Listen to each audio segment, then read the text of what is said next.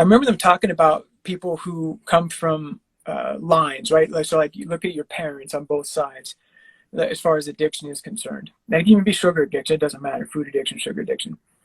So if you have addicts or alcoholics on one side of your family, so like let's say it's on your mother's side. This just blew me away when I learned this. So let's say it's on your mother's side. You have a 5 out of 10 chance that you will be an addict as well, right?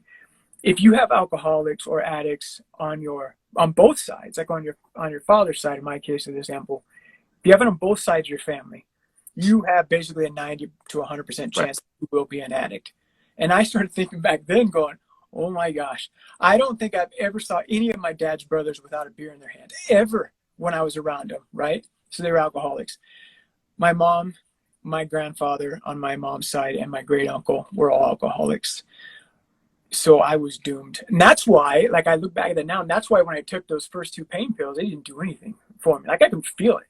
I had just a propensity, right? Just the way that my genetics were, that I really had to go crazy on that, to feel it. Keto Chow is a customizable shake mix that is also perfect for cooking and baking, giving you simple, nutritionally perfect meal options.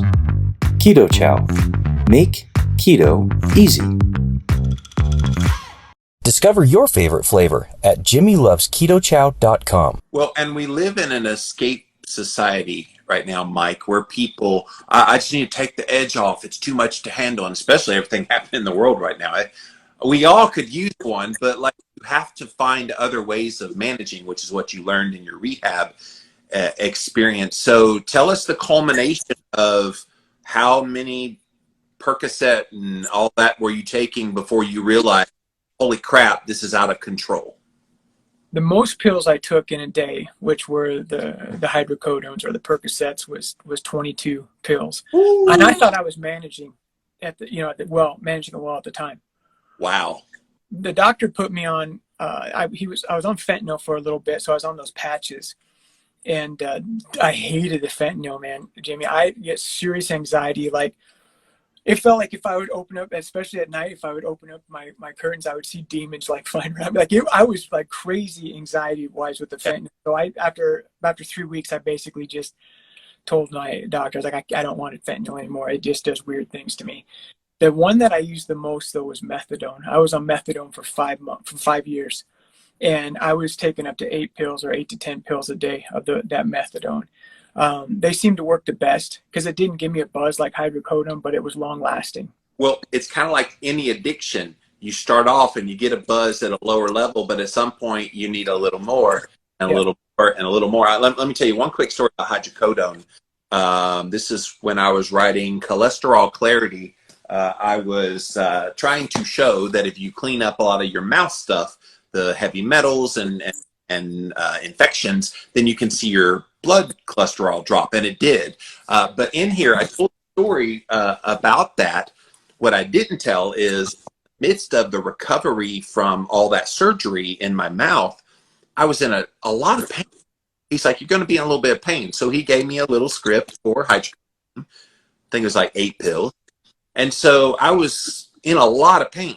And within like a very short period of time, I'm like, dude, I need some more of that hydrocodone. And I was also cognizant that's a highly addictive drug. So you're going to really control it, and they'll keep track of my name. You had to sign for it at the pharmacy because they keep track of like how many pills you have so they don't give you too many. And so I ended up, Mike, taking 72 in the course of a week. Because I was in such writhing pain. You know what it was? They left a little piece of tooth and it was hitting a nerve. As soon as he pulled that little piece of tooth out, all the pain vanished.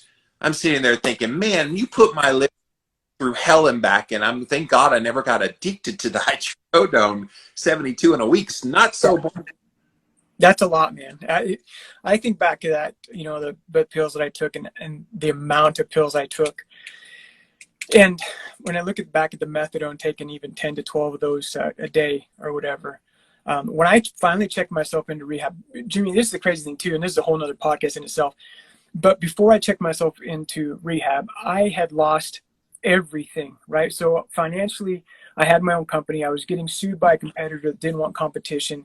We lost our house. I won the court case with a lawsuit from being sued by a competitor, but I lost everything financially. I had $500,000 in legal fees I had to pay out. Lost about $4 million over the course of 3 or 4 years. And so to my wife and to my family, to my friends, it was all like, this all happened to Mike because he's high on painkillers all the time, you know, and man, that was very difficult to live with. But the crazy thing is that when I did go to rehab, I went to rehab out of spite because I was so tired of people nagging me, you know, like, Mike, you got to go to rehab. Mike, you got to go to rehab.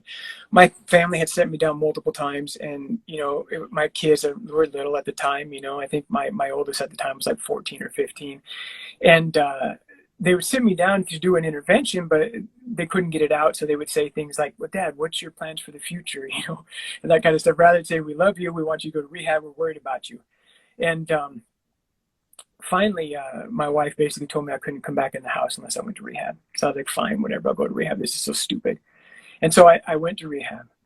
And this is what was crazy, and this is the thing that bothered me the most in there. Because you mentioned this a few minutes ago, we talked about, I found something else to deal with the addiction. It took me a long time to find something else, because when I was in rehab, I would ask my counselor and I would ask my doctor, I would say, you know, this is great that I'm getting off the painkillers, but what do I do for the pain? Right? Because it's not going to go away. I still have the degenerative disc disease. I still have the joint pain in my shoulders. What do I do for the pain? And the answers were all the same, which was, you know, I don't know, Mike, you're just going to have to figure that out. They'd be like, I'd be so angry. Like, angry at the world. I was angry at my family. I was angry at my friends. I was angry at everybody else who made me go to rehab. I was angry at the doctors. Like, what the frick, man? How the heck am I going to exist, you know, with living with this pain? There was a reason why I was taking it. So did you live in a state, or do you live in a state where like medical marijuana would be an option possibly to help? Nebraska, incredibly conservative, right? Well, I live in South Carolina. Welcome to the Yes, no, that was an issue, and so none of it was even brought up. There was nothing brought up besides the fact that maybe try meditation or hypnosis. Yeah, like that just didn't make any sense. And so I was miserable for 2 reasons. I was miserable when I got out of rehab. First of all, because of the pain. Secondly, that pain didn't do anything to help my depression or my rage that I had against the world. Man, I freaking hated the world, Jimmy. Hated it. And I share this all the time too. Like, I remember I would see the biggest dude and I would say, man, just try something because I want to beat the crap out of you. I don't even care if I lose. I just want to beat the crap out of somebody, something. I'm so full of rage. I look back at that now and I can't even comprehend that feeling, you know, of having that. I lived with that for 3 freaking years, man. I lived with the pain. I lived in the misery. I couldn't sleep at night. I would come home from work because I lost my company, because I lost everything. I was working at a car dealership selling cars, which I hated doing. I hated the manipulation side of it. You know, it made it even worse. I just felt dirty with selling cars. Then I was in so much pain. I just was so full of rage. I would come home. I would grab some Benadryl. I'd take 3 or 4 Benadryls, go to sleep, and I just wanted to escape from everything. And I couldn't take narcotics anymore. I couldn't do anything. I was just miserable. I was so desperate to find relief from pain. Now, at this time, I was 300 pounds, right? So I knew deep down, right? I knew deep down that if I lost at least 100 pounds, that I would take the pressure off my back and off my joints. So I was like, I got to get serious about losing weight. I can't live in this misery for the next 40 years. Like, that's the thing, that I was okay with dying. And that blows me away to think about. Like, I was seriously okay with I didn't want to end my life. I didn't want to commit suicide. But I was really okay if God would take me. I was okay with that. I was like, you know what? If you want to take me, I'm totally cool with this now, God. But I didn't want to die. I didn't want to kill myself, but I was okay with dying.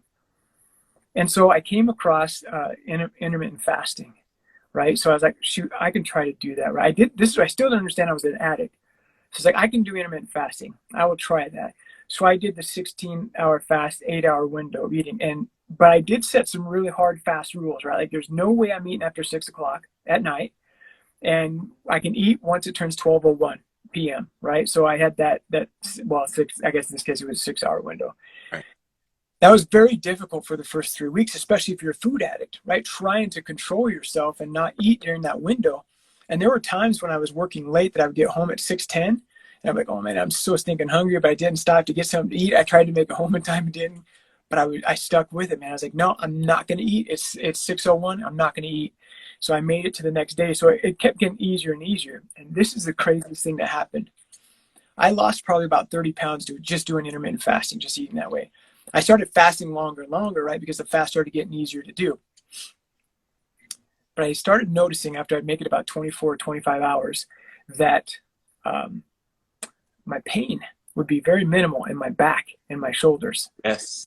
But then I would eat, right? So I would eat like a pizza. I would eat a large pizza or whatever, right? Because I'm not fixing my binge eating. I'm just binge eating in a smaller window now.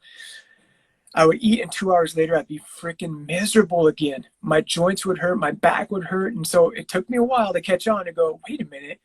I feel horrible when I eat. Like, what the heck is causing this? So I started Googling, do certain foods cause inflammation? That's when I came across keto, right? So you try to eat a diet that's not inflammatory. So, and I always thought keto was extreme, right? Because eating red meat, even though I was eating just crappy food, I was still like, I can't eat red meat. I can't eat highly fatty food because I'll have heart disease. So that was a big brain thing for me to overcome, was to say, well, keto might not be that bad. Yes. So I tried keto, right? And I look back at it now. The only reason why I don't do keto stuff now, right? Like I said, because the keto treats cause cravings, cause me to binge, but because of the eczema now with it. But I would eat like fatty meat, whatever, which I felt incredibly guilty for doing at first. But I would eat like I knew I could have a 20 grams of carbs, right? So I'd have a piece of bread. So I'd eat a piece of bread. Think about how stupid that is, right? Especially if you're a carb addict or a sugar addict. Yeah, but in your mind, you're saying, well, I'm allowed 20 grams and I love bread. It's allowable, and not realizing it's not just about the carb counts. It's about the quality of the ingredients. And so that enriched whole wheat flour is not doing you any good.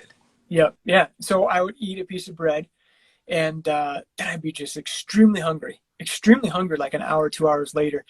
So I'd go, nope, I got to stick to this. I got to do it. I'm going to lose the weight. I'd go another 2 days. I just keep doing the same thing over and over again. And then by the 4th or 5th day on keto, I would end up just binging. I just go on a massive bender. I couldn't stop myself. I would eat anything and everything I could for 2 or 3 days. And I go, oh, crap, I got to do keto again. I'll start on Monday. Then I would just feel miserable again, right? The joint pain and stuff. And that's about the time somehow I came across, I was still doing intermittent fasting by this time, but that's about the time I came across the Joe Rogan, Sean Baker podcast. That took me about 2 months to mentally overcome that thing, listening to this guy talk about how in the heck he's eating just nothing but ribeyes, right? He's freaking eating nothing but ribeyes, and he feels amazing. I'm like, man, he's going to die of heart disease. He's going to, like, because I already felt guilty because I was eating keto, right? Well, it sounded even more extreme. But I just kept researching it. I kept reading stories. I kept reading, listening to podcasts with like Kelly Hogan and Carnivore Yogi and all these other ones going, talking about how amazing they feel. And so I'm like, man, I'm just going to freaking try it. So it took me another 2 or 3 months of watching videos and listening to things that I'm going to try it, right? I was sick and tired of being miserable. And I knew, right, that when I fasted for a long period of time that I didn't have the pain. So I'm like, maybe they're onto something. Yes. And so I just decided, it was the birth of my little granddaughter, my first grandbaby, September 24th of 2018. So I'm coming up on my 3-year mark here. And I decided I was going to do carnivore, just decided that day I was going to do it. And it changed my life. And within probably 2 or 3 days, my pain in my shoulders, my joints in my shoulders and my back went down tremendously. Yes. Like, it was unbelievable, like how much it went down. So that alone was enough to keep me going, right? Even so, fighting through the sugar cravings and the withdrawals and all that stuff, the pain relief was enough that, you know what, no, I'm not having some sugar, man, because I'm just going to keep going with this. Within 3 weeks, this is probably the thing that probably sealed everything for me. It was kind of, I don't know if you want to call it, testimony sealing experience for me.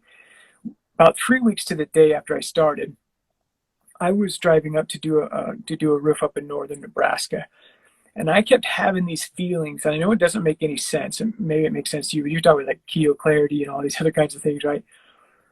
But as I was driving up there, I kept having these waves of euphoria coming over me. Yeah. And I knew that I was depressed, right? I knew that the narcotic use over 8 years had destroyed my testosterone levels, my hormone levels, everything else, and caused the depression and everything. But I didn't realize how bad it was just because of how it sneaks up on you. And so these waves of euphoria kept coming. Like, it was so drastic to me And the disparity from the darkness was so much, to the effect that I kept thinking, like, just freaking, it feels like I took a painkiller. What the heck? I'm trying to think in my mind, did I take something that I shouldn't have?